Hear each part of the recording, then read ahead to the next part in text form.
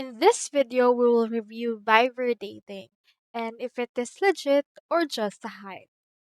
So, what's better way to know if someone or something is legit? Let's head over to the community page of Viber or for this one for Reddit. So as you can see, this person has asked if anyone has tried Viber dating. So there is actually some traction based on this one. Some users indicates that they didn't match with anyone after swiping left and right. It just got boring. So typically it just stopped. So we also have in here another thread. It says that in here you can see that it's just the same as other Fiverr or other dating apps.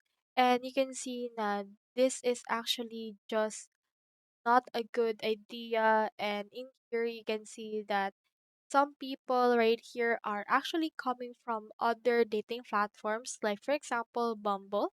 And there's only a few users, but the market is definitely good quality. So, as you can see right now, it's legit, but there's not a lot of users yet for this one. So that's all there is today, and I hope this video helped you out.